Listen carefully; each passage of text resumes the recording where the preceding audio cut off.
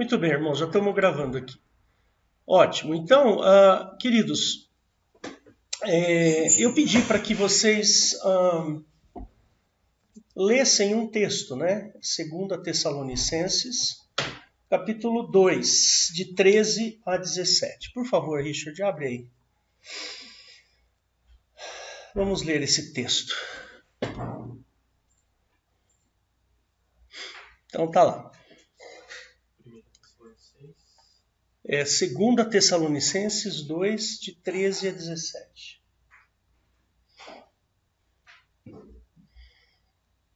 Ok. Então, o texto ele é curtinho, né? Pequeno. Sobe um pouco, Luiz. Tá meio travado, acho que não vai dar certo. É melhor mexer com as Bíblias mesmo. Melhor ir na Bíblia? Então, deixa eu pegar minha Bíblia aqui. Pronto. 2 Tessalonicenses, capítulo 2.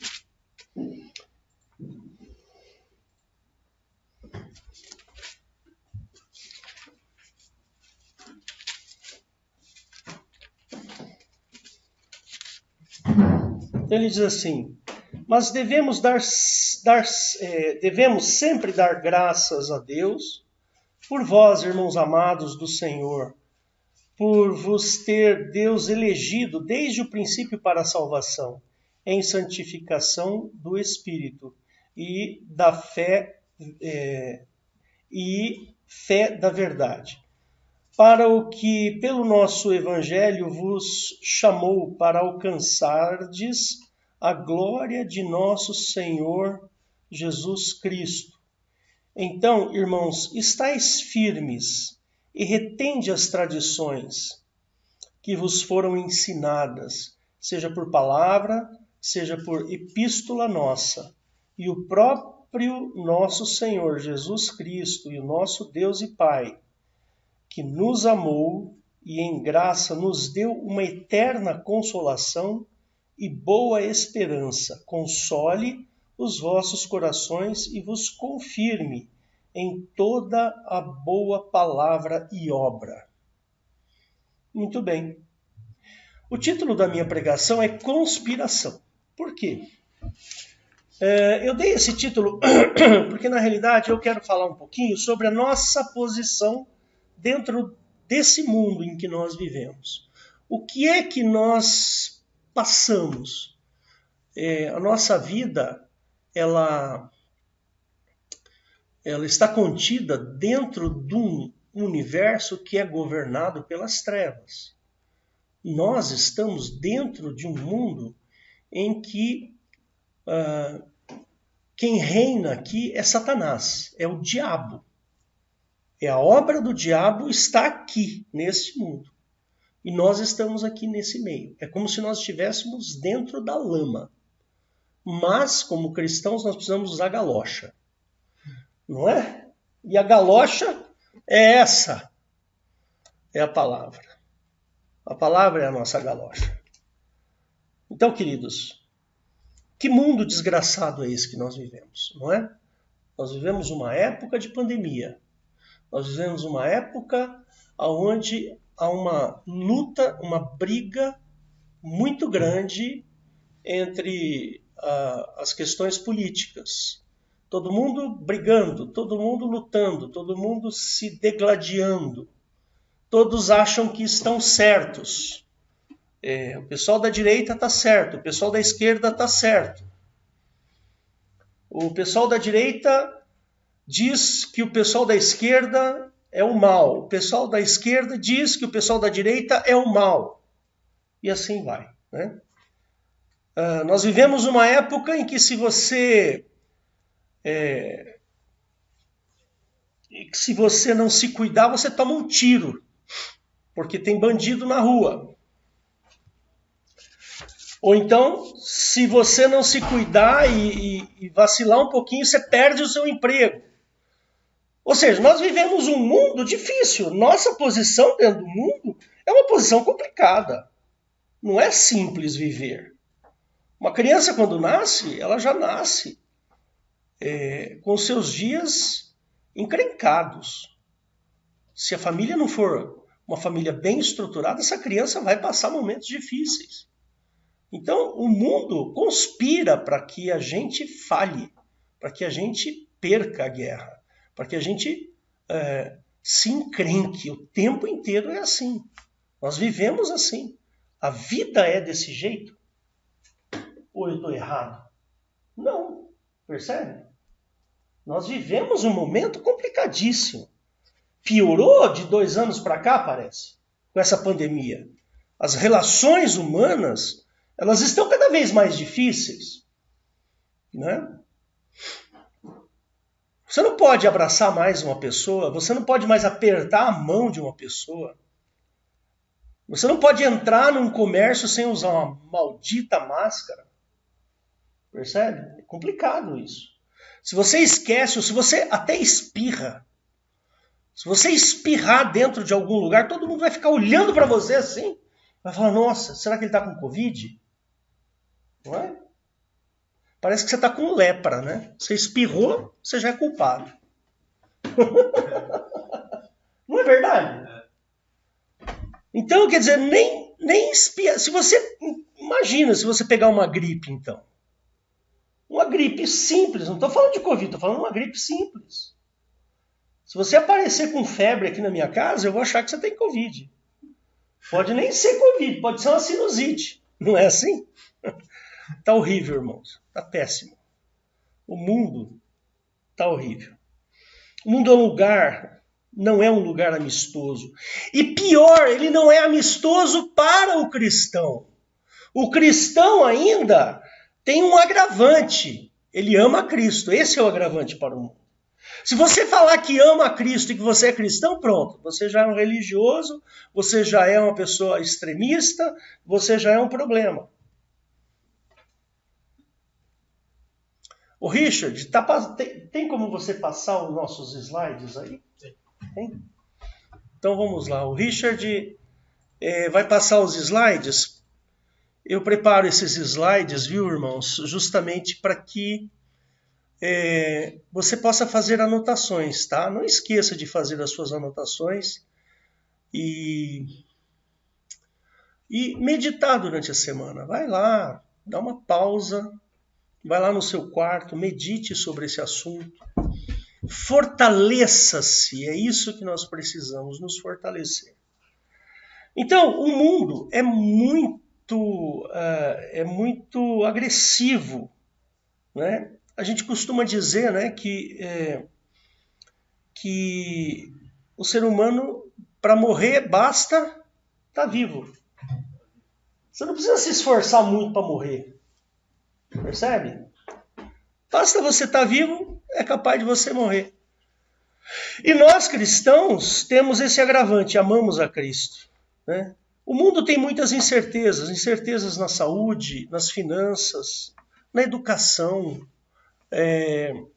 O mundo tem incertezas com relação ao trabalho. Hoje, quem é que não está com medo de perder o emprego? Todo mundo tem medo de perder o emprego. Hoje, eu fui, casualmente, né, fui no Leroy Merlin de manhã.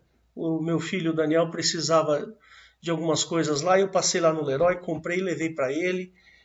E lá estava sendo atendido por uma senhora, uma moça jovem, assim, talvez uns 35, talvez. E você via que ela estava usando um negócio na mão aqui. Como é que chama? Uma espécie de uma munhequeira, de um negócio aqui para dar imobilizada na mão. E ela estava usando um colete, uma espécie de um colete, assim, para segurar as costas. E eu falei, puxa vida, mas você está trabalhando hoje, você se machucou? Ela falou, eu caí da escada. Não vi, não perguntei que escada que era, que altura que era, mas ela caiu, ela se machucou. Ela falou assim, eu tô com uma luxação no braço e eu dei uma pequena torção nas costas e tá tudo meio dolorido, meio doendo. Eu falei, poxa vida, mas você não ficou afastada? O médico não te deu afastamento? Ela falou assim, deu nada. E eu nem quero me afastar, porque se eu perder esse emprego aqui, eu estou encrencada. Eu não posso perder o emprego, porque a pessoa está doente, trabalhando com um problema de saúde. Ela tinha que estar em casa repousando, mas ela não quis ir para casa repousar. Por quê? Porque ela tem medo de perder o emprego. Percebe? Num domingo de manhã, irmãos, era 9 horas da manhã, nós fomos lá no Leroy Merlin. 9 horas da manhã, essa mulher estava trabalhando lá. Gente, que loucura, que é isso? Não existe empatia. Empatia é só aí na internet, é só aí nessas redes sociais, é só essas pregações idiotas que tem pela internet que falam de empatia. Mas no dia a dia ali, ó, no grosso mesmo, sabe, no batente, como dizia antigamente, no basquete, não tem empatia não, sabe? É pauleira, você tem que trabalhar, acabou. Não tem essa não. E se você perder o emprego, meu filho, pode ser arrumar outro depois, vai ser difícil, vai ser muito complicado. É uma guerra sendo travada. Essa guerra, ela está sendo travada e nesta guerra, se você não tomar cuidado, você é um derrotado por ela. Você vai ser jantado, engolido. Você entendeu? É isso que vai acontecer. A nossa vida hoje, ela até pode ser boa para alguns. Você pode estar cheio de saúde, você pode estar vivo aí, bem, né? Você pode ser uma pessoa jovem. Mas eu garanto para você que você tem inseguranças. E que o tempo vai passar e o tempo vai cobrar. E se você não se preparar lá na frente, o tempo vai ser implacável com você. Percebe? Por isso que nós precisamos, irmãos, entender aonde nós estamos, entender o que nós somos, para a gente poder se posicionar diante da vida e sermos cristãos valorosos para Cristo e termos a Cristo dentro de nós e a nossa vida ser uma vida cheia de esperança e não incertezas. Nós precisamos aprender a confiar mais em Cristo, depender mais de Cristo, do que ficar preso às inseguranças. Queridos, eu tenho 58 anos, vou fazer 58 anos daqui a alguns dias. Eu não tenho mais a saúde de uma pessoa de 20 anos. Eu não consigo fazer as coisas que eu fazia 30 anos atrás. Percebe? Está difícil. O tempo está passando, logo, logo vai chegar a minha vez. Ou eu vou morrer, ou eu vou ser arrebatado, das duas, uma. Ou eu vou morrer e vou aguardar a ressurreição, ou eu vou ser arrebatado. Mas o tempo vai passar, irmãos. E o tempo, ele é inexorável. Ele não tem perdão. O tempo não perdoa. O tempo passa. Dizem por aí que nós temos uma única certeza na nossa vida. Qual é a única certeza que nós temos? É a morte. Não é assim que o mundo diz? Nós temos uma única certeza. O mundo joga muito pesado contra nós. A todo instante, nós precisamos, no mínimo, lutar para manter o nosso bem-estar. Percebe? A gente pode passar o próximo. Achei. Mais uma. A nossa luta, ela é espiritual. Existe uma guerra. Tá aí, ó. Depois você estuda lá o que é uma luta, uma guerra. Nós precisamos nos posicionar, irmãos. O que eu estou querendo dizer aqui hoje para você é o seguinte, olha, tenha um bom convívio com Cristo, aprenda a conviver bem com Jesus, aprenda a ter uma vida repleta das coisas de Cristo dentro de você. Sabe por quê?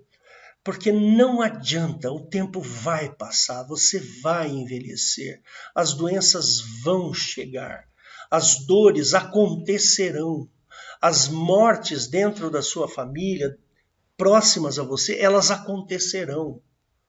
Há poucos dias morreu a sogra do meu filho. Foi uma dor tremenda, uma dor terrível. Ela faleceu. Ele sofreu, a minha nora sofreu. chora até hoje de saudades da mãe.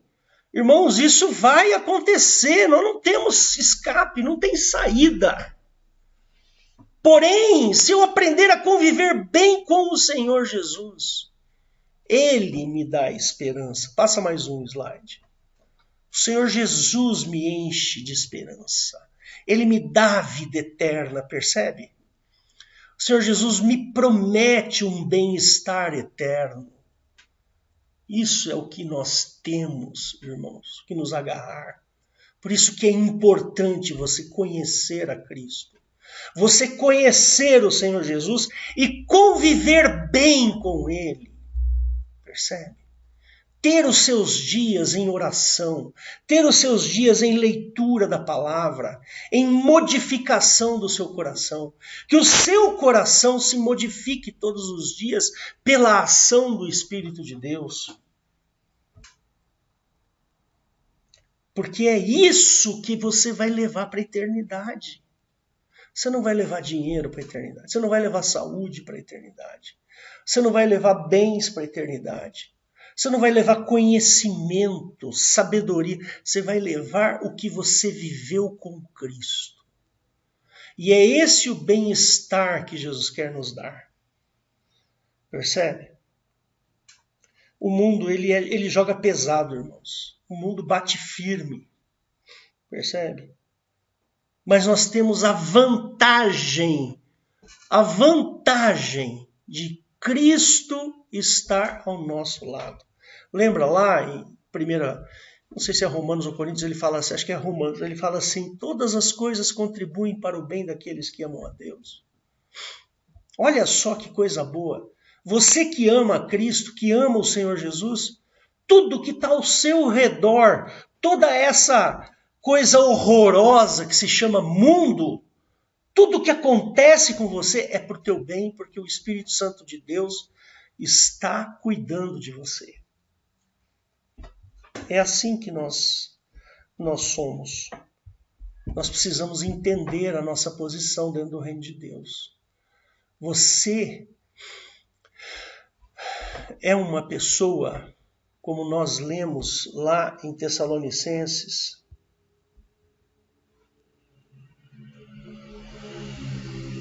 ele fala assim,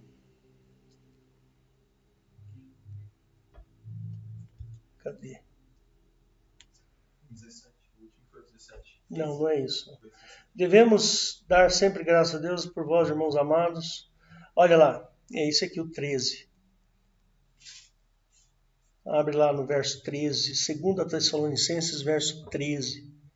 Devemos sempre dar graças a Deus por vós, irmãos amados do Senhor, por vos ter Deus elegido desde o princípio para a salvação. Irmãos, existe uma coisa destinada para você que se chama salvação. E se você estiver fora do contexto do cristianismo, fora do contexto de Cristo, não haverá salvação. Percebe? Isso é muito importante, nós precisamos entender isso. Dá uma saidinha aí fora. Agora há pouco a gente estava aqui ouvindo um pessoal ouvindo funk aí do lado, um funk horroroso, um funk horrível, músicas tenebrosas, nojentas. Percebe? Se você está fora do contexto de Cristo, essas coisas, elas vão levar você para a perdição. Sabe qual que é o negócio de Cristo? Sabe qual que é o business de Cristo? É te dar esperança, é te dar um futuro bom, é te dar uma certeza diante das incertezas que nós temos aqui. Esse é o negócio de Cristo. Jesus Cristo veio para dar certeza para você. Percebe? Como é que eu adquiro essa certeza? Como é que eu posso avançar dentro do Evangelho e ter certeza das coisas de Cristo? Como eu faço isso? Eu preciso mudar aqui. mudar a minha atitude mental. Percebe? Nós precisamos olhar para frente. Eu trabalho num colégio, eu sou coordenador. Lá agora me colocaram como coordenador no colégio. E nós tivemos algumas reuniões pedagógicas com os professores, né? E eu trabalho agora diretamente com os professores. E a gente percebe que tem pessoas que têm uma atitude mental extremamente negativa. Tudo está ruim, tudo está errado, todas as coisas não prestam, tudo está, sabe, uma porcaria. Jesus veio para te dar uma certeza, um futuro melhor. Jesus veio para te dar um futuro, uma vida eterna, um bem-estar eterno para você. Percebe? É a atitude mental que nós precisamos mudar a nossa atitude, a maneira como a gente pensa. Nós precisamos olhar para Cristo, olhar para o Evangelho e entender que aquilo é bom para nós.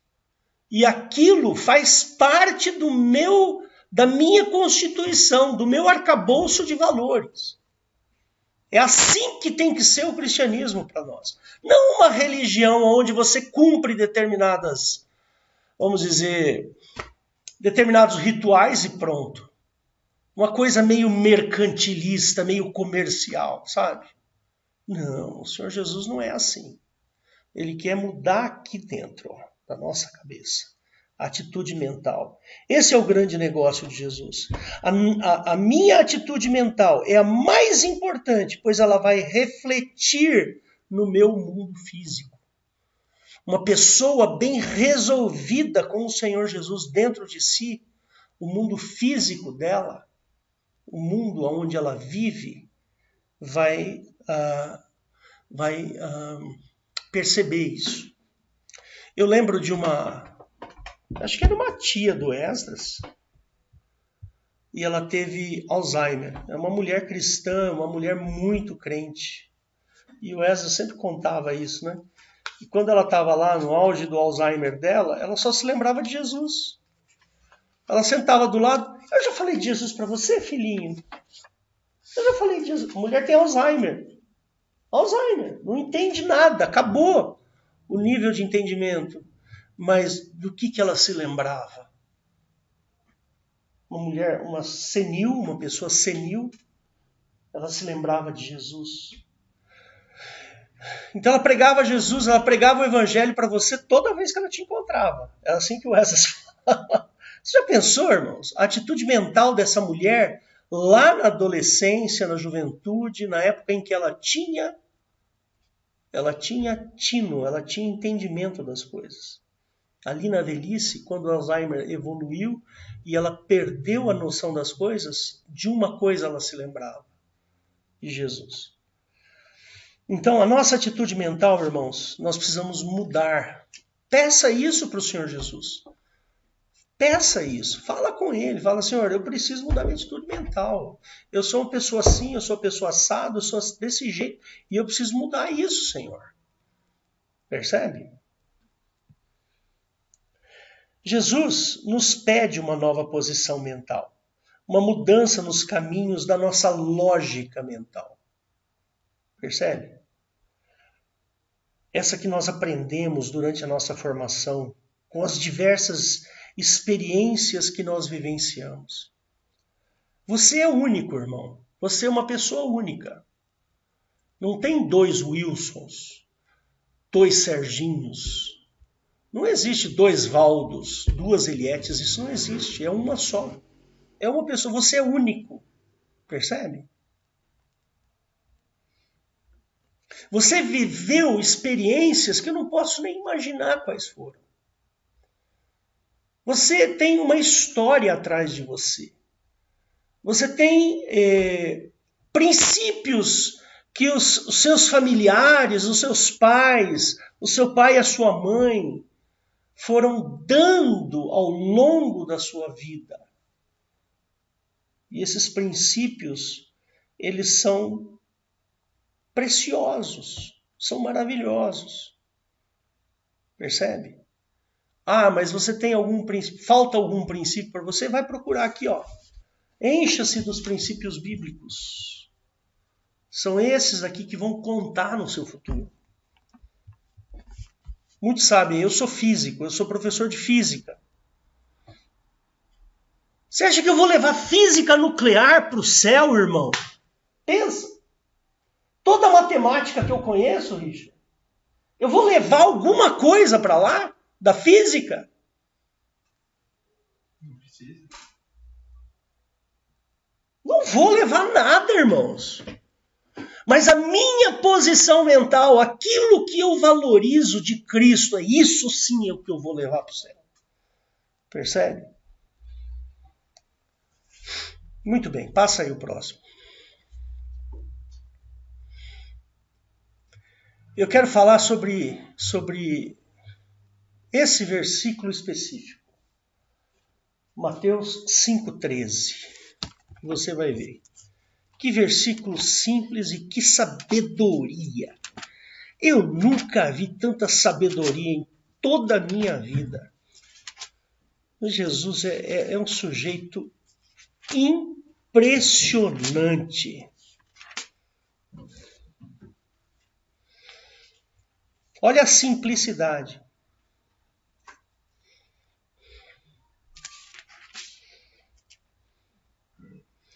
Ele fala assim: vós sois o sal da terra, e se o sal for insípido, com que se há de salgar? Para nada mais presta senão para lançar fora e ser pisado pelos homens. O sal é um tempero fundamental dentro da nossa dieta, da nossa alimentação. Ele é um mineral, ele é importante para que a gente possa viver, né? Tem alguns minerais importantes que nós precisamos incorporar, e o sal é um deles. Além de ser alguma coisa boa ao paladar, né? Além de ser muito bom ao paladar, o sal é um elemento químico importante dentro da nossa constituição física. E Jesus ele dá um exemplo muito simples. Olha, vós sois o sal da terra, ou seja, vocês são pessoas que têm algum significado sensorial. Percebe? Se o sal for insípido, ou seja, se for um sal sem paladar, com que se há de salgar o alimento, né? As coisas? Para nada serve, para nada presta, senão para ser jogado fora. Percebe? E ser pisado pelos homens. E isso é que Jesus está dizendo. E ser sal, queridos, ser sal da terra é ser significativo, ter significado. Mas qual o significado? O significado cristão, é disso que Jesus está falando. Jesus está dizendo assim, olha, você precisa, aonde você entrar, você precisa... Tem alguém querendo falar alguma coisa aqui comigo. Espera aí, irmãos. Só um segundo aqui. Deve ter alguém está pedindo aqui o link. Deixa eu só ver aqui.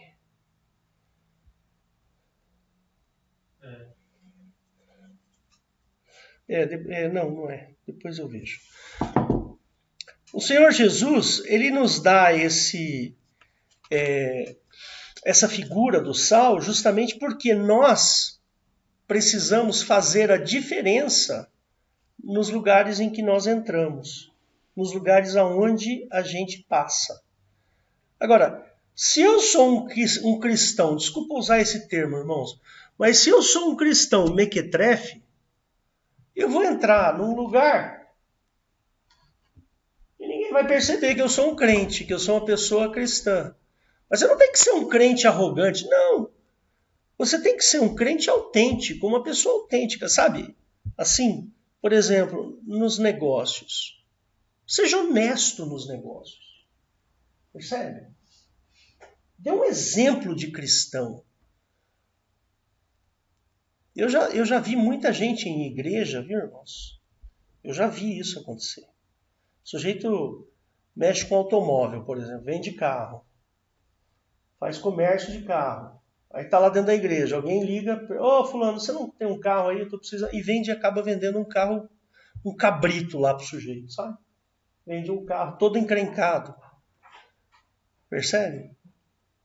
Irmãos, nós temos que ser honestos nos nossos negócios, fazer bem feito as coisas que nós fazemos.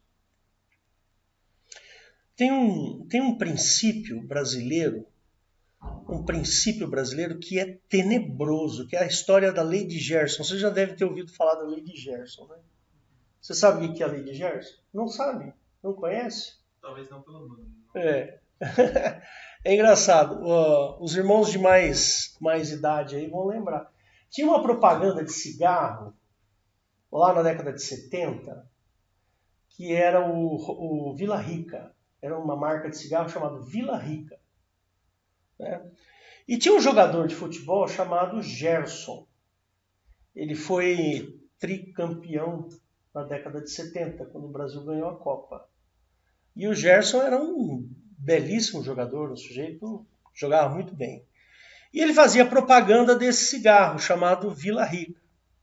E ele com aquele sotaque de carioca, aquele jeitão meio bonachão, ele falava assim, né? Ele acendia um cigarro e falava assim, você que gosta de levar vantagem em tudo, fume Vila Rica. Lembra disso? Fume Vila Rica.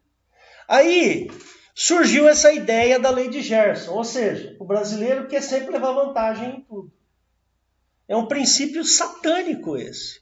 Nós não temos que levar vantagem de nada. Ninguém tem que levar vantagem.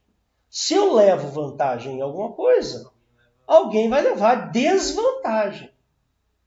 Nós temos que ser honestos, não levar vantagem. Eu não quero nada vantajoso. Eu quero algo justo, se está dentro daquilo que eu estou fazendo, sei lá, estou negociando alguma coisa. Percebe? E se aquilo que eu estou negociando é justo para o que eu quero aquilo. Percebe? Tem muita gente que faz... Eu lembro de uma situação muito engraçada, lembra, Rosana? Lá na década de 80, 90, começou a febre dos videocassetes. Eu não sei se vocês lembram disso, né? O videocassete. Tinha um videocassete e a gente fazia até consórcio de videocassete. Lembra dessa história? Eu e a Rosana trabalhávamos numa empresa e tinha um sujeito que queria comprar um videocassete e tal. E ele queria comprar lá na Galeria Pagé, né, Rosana? Galeria Pagé. Aí o sujeito arrumou o dinheirinho dele lá e tal, não sei o que, e foi lá na Galeria Pagé para comprar um videocassete, provavelmente contrabandeado, né, de contrabando, para não pagar muito caro, etc, etc, etc. E foi lá, o cara até trabalhava no departamento de compras. Aí ele chegou lá na Galeria Pagé, subiu lá não sei que andar, que não sei o que, chegou lá em cima, o cara... Ele falou, eu quero videocassete, o cara pegou e falou, não, vamos falar baixinho aqui e tal, sabe, aquele esquema todo para botar medo no sujeito. Aí ele viu o videocassete, o sujeito falou, vou botar dentro da caixa, botou dentro da caixa, trouxe. Quando ele abriu, tinha dois... O que tinha dentro? 2 abacaxis. 2 frutas, abacaxi. Percebe? Olha o erro conceitual nessa situação. O cara queria levar vantagem porque ele queria comprar um aparelho mais barato que não pagasse imposto. Então essa é a vantagem. Segundo, o sujeito que vendeu queria levar vantagem. Percebe? Os dois queriam fazer a lei do... Os dois queriam a lei de Gerson. Os dois. E provavelmente o sujeito de lá também deve ter sido lesado em algum momento. Irmãos, não existe essa de levar vantagem, esquece. Ninguém tem que levar vantagem de nada. O que você precisa fazer é aquilo que é justo. Percebe? É justo. Se a pessoa que está te vendendo alguma coisa, que está negociando alguma coisa, percebe? Ela tem que conhecer aquilo que ela está fazendo. Vou dar um exemplo aí, né? O sujeito quer ir lá e comprar um automóvel. Quer comprar um automóvel? Tá. Eu entro na loja, olho o automóvel e vou escutar o barulho do motor. Se for o caso, eu chamo um mecânico para dar uma olhada e tal. E... Maravilha. O cara pede 10 mil reais. Vamos imaginar, 10 mil reais. Ah, tá dentro do que você quer? Tá. Você pagou 10 mil reais? Paguei. Então o negócio está feito. Ninguém vai levar vantagem de nada. Percebe? Você comprou o que você queria, você tinha o dinheiro, a pessoa vendeu o que queria vender, recebeu o dinheiro, acabou. Percebe? Não, o cara pegou e botou, como é que é? Pó de serra no motor para não fazer barulho no motor. Isso é levar vantagem, irmão. Isso é feio. Isso é muito feio. Muito bem, vamos continuar. Jesus, ele diz que esse mundo precisa de tempero. Sabe por quê? Porque o mundo não tem gosto. O mundo está podre. O mundo precisa do cristão para dar esperança. O mundo precisa de você para que as pessoas olhem para você e falem assim: a minha vida é muito ruim, eu preciso melhorar. E quando ela olhar para você, vai falar assim: puxa vida, o que essa pessoa tem de bom? Olha o que esse sujeito tem. Olha a dificuldade que é a vida dele e a felicidade que ele tem. Eu quero ser assim. É isso que Jesus está falando. Passa o próximo. Muito bem. Você percebe? O Senhor Jesus, ele quer que você vá até os locais, até os lugares, no seu trabalho, na sua casa, na casa do seu vizinho, na casa da sua família, no supermercado que você frequenta, no cabeleireiro que você vai, no barbeiro que você corta o seu cabelo.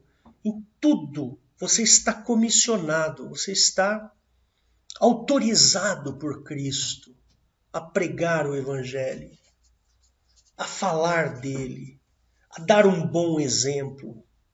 Sabe, irmãos, o bom exemplo não é aquele em que você provoca o bom exemplo. Não. Ah, eu vou provocar aqui um bom exemplo. Vou ajudar uma velhinha a atravessar a rua. Percebe? Esse bom exemplo, ele é forjado. O bom exemplo é aquele que sai naturalmente dentro de você. Percebe? É aquilo que sai de dentro de você sem forçar. Esse é o bom exemplo. Entendeu? Então, uma pessoa está passando dificuldade porque você está cheio de amor, porque você está imbuído com o Espírito de Cristo. Você fala: fulano, você está em dificuldade, vem aqui, eu quero orar por você para que a sua vida melhore. Percebe? É assim, tem que sair espontaneamente de dentro da gente.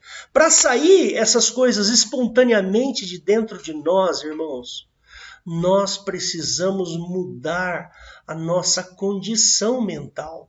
Nós precisamos mudar a lógica que existe dentro da nossa cabeça.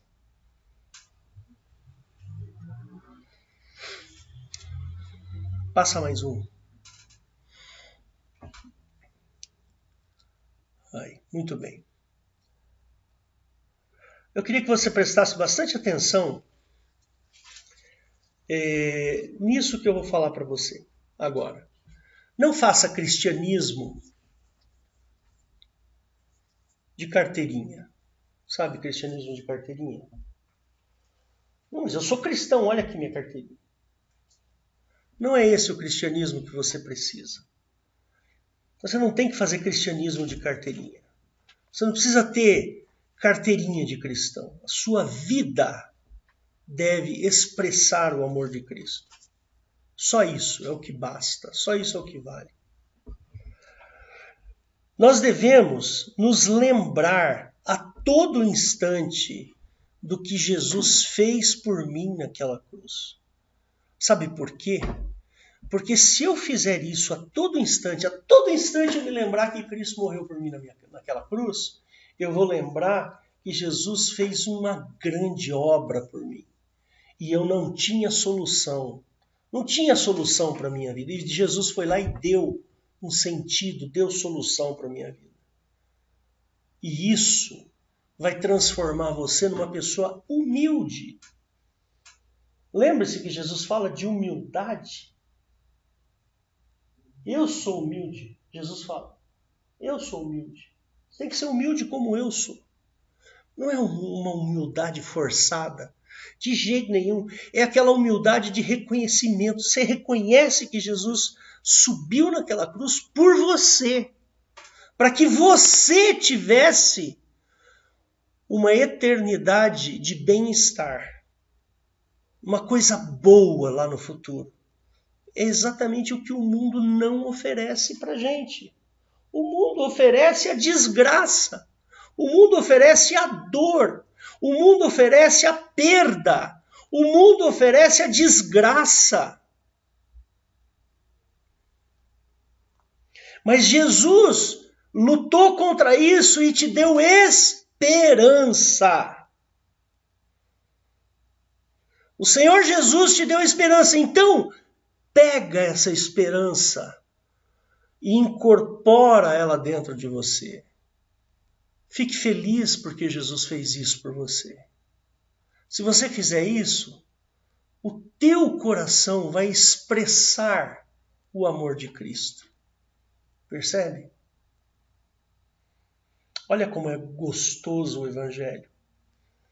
Nós precisamos mudar a nossa cabeça aqui dentro. Nossa posição mental. A nossa lógica mental. Nós precisamos mudar isso dentro de nós. Irmãos, a vida inteira pense nisso. A vida inteira, em todos os momentos da sua vida, pense nisso. Nosso coração, ele deve expressar o que Jesus fez por você. Mais um.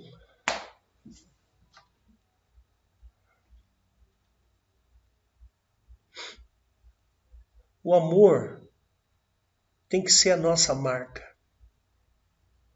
Nós precisamos expressar o amor de Cristo a todo instante. Irmãos, amar é uma coisa difícil. Não é fácil amar. Amar não é esse negócio aí de namorado com a namorada, o marido com a esposa. Não. Essa é a parte fácil do negócio. Amar é quando você substitui o que você é pelo outro. Isso é amor. É quando você assume a dor do outro. É quando você se coloca no lugar do outro. É quando você paga a conta do outro. Isso é amor. Amor de sentimento, isso aí não é nada. Percebe? Absolutamente nada. Amor de sentimento é coisa de namoradinho. Sabe, aquelas coisas que acontecem quando você namora uma garota ou quando você namora um garoto. É assim, isso aí é amor de sentimento, mas o amor de Cristo não. O amor de Cristo ele foi tão intenso, tão profundo, tão grande que ele subiu na cruz para morrer por você.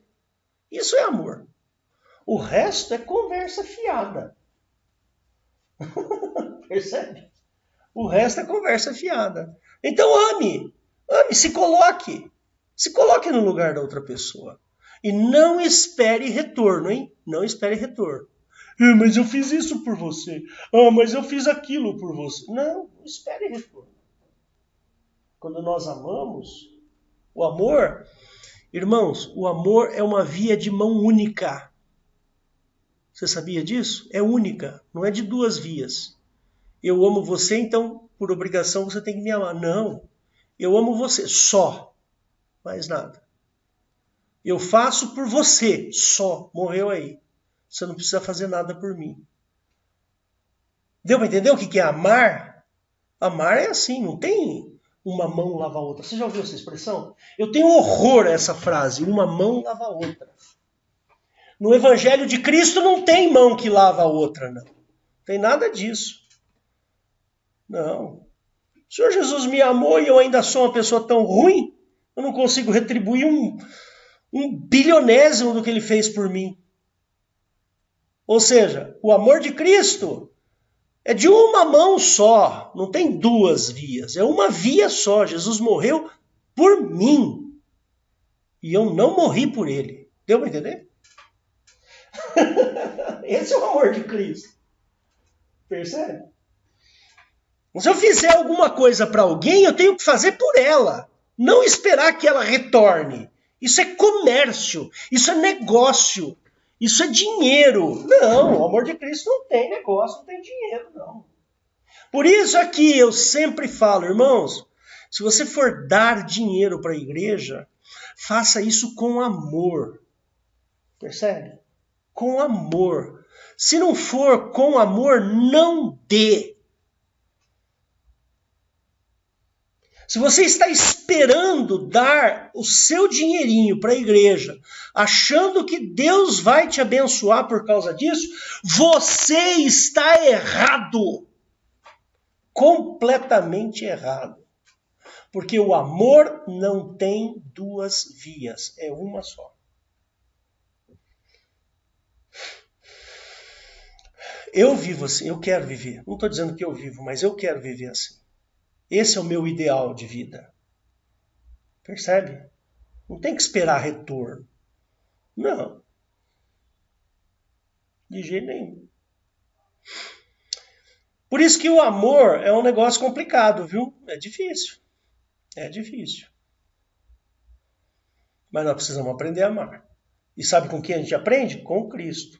Então, vá ler a sua Bíblia, vai praticar o que você aprende na Bíblia. O amor de Cristo é muito profundo. Não dá para a gente reduzir o amor de Cristo a uma coisa de mão dupla. Não, Jesus morreu por você. Quando ele subiu naquela cruz, ele não queria nem saber se você ia fazer alguma coisa por ele. Percebe? E aí funciona assim. Você quer ver? Um exemplo de amor que eu sempre achei maravilhoso é o amor de mãe. Percebe? É o amor de mãe. A mãe, o filho pode ser o que for, pode ser um crápula. Vai lá na fila do presídio lá, o que você vai ver lá é mãe. Você vai ver assim um monte de mãe lá. É ou não é? É só mãe que você vê lá. Você não vê irmão, você não vê pai, você não vê tia. Você vê mãe. Isso você vai encontrar. O amor de mãe é um negócio fabuloso, né? É muito bonito. Passa mais um. Se você quer ter uma religião, você está na igreja para ter uma religião, você está na igreja errada, viu? Porque lá no cristianismo, a verdadeira religião é cuidar dos órfãos e das viúvas. Entendeu? Você quer ser religioso? Quer praticar uma religião? Então começa a cuidar dos órfãos que tem por aí e das viúvas que tem por aí. É isso. Mais um.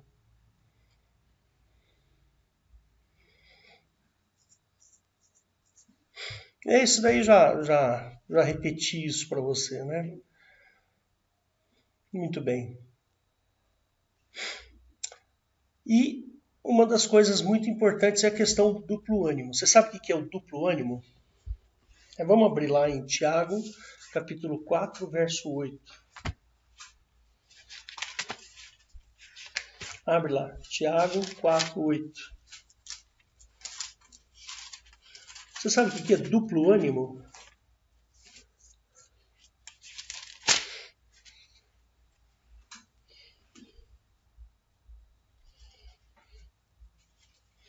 Ele diz assim, olha lá, chegai-vos a Deus, e ele se chegará a vós. Limpai as mãos, pecadores, e vós, de duplo ânimo, purificai os corações. Duplo ânimo. Sabe o que é o duplo ânimo? O duplo ânimo é aquele sujeito que ainda não tem certeza do cristianismo. Ele não está muito certo do cristianismo que ele conheceu. Percebe? Esse é o duplo ânimo. Se você ter duplo ânimo, não como é que é o sujeito ser bipolar, não é isso, tá? Não pense que nós estamos falando aqui alguma psicopatia. Não é isso que ele está falando. Duplo ânimo é a pessoa que não tem certeza do evangelho ainda. É o sujeito que ainda ele está lá, ele está meio lá e meio cá. Ele fala assim, mas se eu me comprometer com Cristo, eu vou ter que me descomprometer com outras coisas. Percebe? Mas se eu me comprometer com as outras coisas, eu não posso me comprometer com Cristo. Esse é o duplo ânimo. Percebe? Está no muro. Está em cima do muro. Ou seja, o sujeito ainda não tem a certeza total do que é o cristianismo. Por isso que eu coloquei aqui, ó, não ser movido de duplo ânimo. Tenha certeza. Sabe como é que você extirpa o duplo ânimo? Sabe como? Eu vou mostrar para vocês. Primeira coisa, ler a Bíblia. Leia a Bíblia. Segunda coisa, doe, dá dinheiro, ofereça dinheiro. Sabe por quê? Quando nós mexemos no nosso bolso, o pessoal costuma falar que o órgão mais sensível do homem é o bolso. Não é? Não é assim? Quando nós mexemos no nosso bolso, a Bíblia diz que é melhor dar do que receber. Nós estamos mexendo naquilo que é mais profundo nos nossos sentimentos. O dinheiro, a Bíblia diz que o dinheiro é a raiz de todos os males. Percebe? Então, se você tem dificuldade em dar dinheiro, estou falando de grana mesmo, tá? Você tem dificuldade de dar dinheiro, então toma cuidado, porque isso pode endurecer o seu coração. Aprenda a dar com amor. Eu não estou aqui dizendo para você, você tem que dar tudo para a igreja. Não, não é isso que eu estou dizendo, não. Longe de mim isso. Não quero isso, não. Não está se referindo à doutrina da prosperidade. Não, de jeito nenhum. É uma maneira de você amolecer o seu coração. Quando você dá o dinheiro, você se desprende. Você se liberta, percebe? Das coisas desse mundo. E eu não estou falando aí para você dar tudo, não. Não, você tem coisas para fazer na sua vida. Você precisa comer, você precisa vestir, você precisa guardar o dinheiro. Tem que guardar, hein? Guarda um dinheirinho para o futuro aí. Você pode precisar lá na frente. Não é isso que eu estou falando. Tem que dar tudo, não. Aprenda a dar. Mas dá com amor, sabe? Para que o seu coração amoleça. Então, a leitura da palavra, muito importante. Dar dinheiro. Se colocar, se condoer com as pessoas. Condoa-se. Quando você se condói, o seu coração amolece. Enfim, ore muito para que Deus tire o duplo ânimo de você e te dê certeza do Evangelho. É isso que é importante. Passa aí mais um.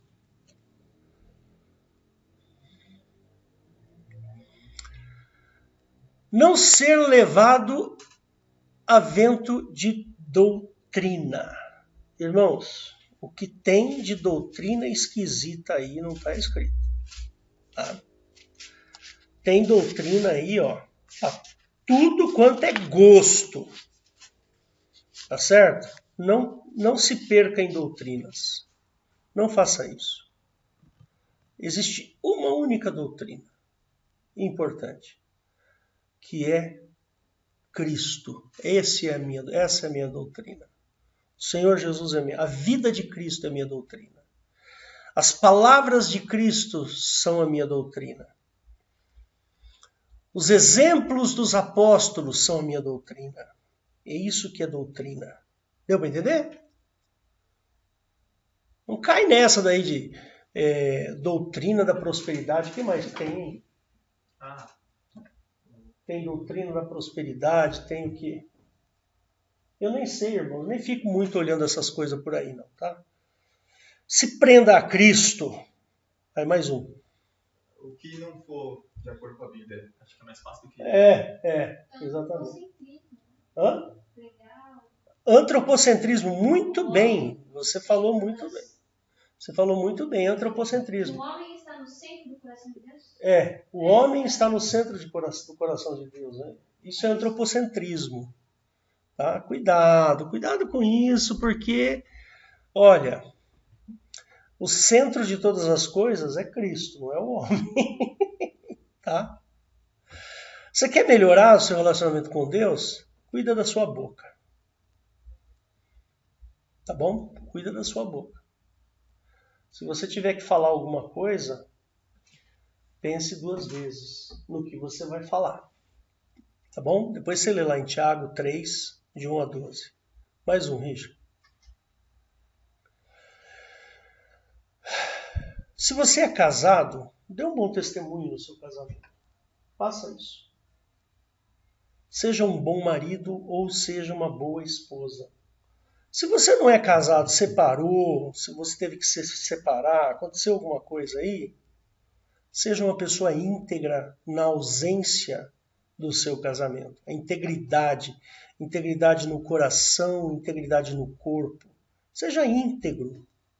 É isso que o Senhor Jesus espera de nós, integridade. Mas, irmãos, a gente não consegue ser íntegro nessas questões do casamento se você é uma pessoa relapsa com relação às coisas do seu corpo. Então você vai ter problemas. Seja íntegro, seja sincero consigo mesmo, seja sincero com Cristo. E que a sua boca nunca saia duplicidade. Se você tiver que falar sim, seja sim. Se você tiver que falar não, seja não. E aí, irmãos, nós vamos melhorar o nosso, vamos dizer assim, a lógica interna, a lógica aqui da nossa cabeça. Percebe? Faz isso. Usa isso no seu dia a dia e você vai ver que a sua cabeça vai mudar. O seu jeito de pensar vai mudar. Quando nós somos levados pelo Espírito Santo, nós somos abalados na nossa estrutura. Percebe? O Espírito Santo tem esse poder de mexer por dentro de nós. Mexer dentro das nossas bases emocionais. Tudo que tem dentro de nós, o Senhor Jesus é capaz de mexer através do seu Espírito Santo. Então, por exemplo, você deve se lembrar de Zaqueu, né? Lá em, acho que é Tiago, não, desculpa, Lucas, ele fala lá de Zaqueu, que Zaqueu, ele era um cobrador de impostos, uma pessoa corrupta, nojenta, mas ele foi lá, se posicionou diante de Jesus, falou assim, Jesus, eu não quero ser o que eu sou, eu tenho nojo de mim. Ele devia ter falado isso. Eu abomino o que eu sou, Jesus. E Jesus entrou com o Espírito Santo e mudou o coração de Zaqueu. Percebe? Porque houve desejo de Zaqueu fazer isso. E outras pessoas aconteceram isso também. Queridos, nós precisamos amadurecer o nosso coração. Nós precisamos crescer o nosso coração, fazer o nosso coração crescer. Nós precisamos estar conscientes dessas coisas que estão acontecendo ao nosso redor. Nossa maturidade espiritual só vai ser alcançada caso estejamos conscientes de que os momentos de dificuldade são o nosso projeto de aprendizagem. Quando você passar um momento difícil, é ali que você vai aprender, é naquele instante que você vai aprender. Quando você estiver bem, que a sua saúde está boa, que está tudo maravilha, tá normal. Mas quando é que você vai aprender de verdade? É a hora que você bater o dedinho, sabe o dedinho no canto do sofá? É ali que a gente aprende. Percebe? No momento que você ficar desempregado, é ali que você vai aprender. Percebe? No momento que você tiver uma doença, é ali que você vai aprender a dependência de Cristo, a depender de Cristo. É na tribulação, é na dificuldade que a gente aprende a ser paciente. Percebe? Está em Romanos capítulo 5, verso 3. Não está mais aí. Abre lá, Romanos 5, verso 3. Abre aí, Richard. Ele vai travar. Ah, ele vai travar? Eu abro aqui. Então, pode deixar. Romanos 5, verso 3. Quer ver que interessante? 5, vou pegar aqui o verso 3. Ó, eu vou pôr aí para vocês verem. Tá bem bonito aí, hein? Ó, quer ver? Vou compartilhar aqui. Olha aí. Não somente isto, mas também nos gloriamos nas tribulações. Irmãos, você sabe o que significa se gloriar nas tribulações? Você tem ideia do que significa essa frase? Não somente isso, mas também nos gloriamos nas tribulações. Sabe o que é se gloriar nas tribulações? Se gloriar na tribulação é olhar para a tribulação e falar assim, puxa vida, que coisa chata que está acontecendo comigo, mas eu acho que eu vou aprender muito com essa situação. Isso é se gloriar na tribulação. Que coisa chata, olha aí, eu quebrei o pé, mas eu acho que eu vou aprender nessa situação. Que coisa chata, olha, eu perdi o emprego, mas eu vou aprender, o Senhor Jesus vai falar comigo. Percebe? Isso é se gloriar na tribulação. Por quê? Porque na tribulação é que nós adquirimos paciência, sabendo que a tribulação produz paciência. Percebe? E mais uma aqui, só para terminar. A gente já vai passar para a Santa Ceia, tá, Eliette? Se prepara aí. Lembre-se que ser cristão significa sobressair naquilo que é comum. Seja paciente na tribulação, pois todas as coisas contribuem para o bem daqueles que amam a Deus. Percebe? Então, irmãos, eu queria deixar essa mensagem para vocês. Nós todos, né, precisamos mudar o quê? Mudar aqui, ó. Mudar aqui dentro da minha cabeça. Deixa eu voltar aqui. Interromper compartilhamento. Voltou? Beleza. Nós precisamos mudar aqui, ó, nossa cabeça. Ó. É isso aqui. O jeito que você pensa. Essa é a grande vantagem do Evangelho. O Senhor Jesus quer que você mude a sua forma de pensar e adquira a maneira de pensar de Cristo. A lógica do seu raciocínio tem que ser a lógica do raciocínio de Cristo. Amém? Era isso que eu queria falar para vocês hoje. Glória a Deus. Deus abençoe a todos. Deixa eu só interromper a gravação aqui.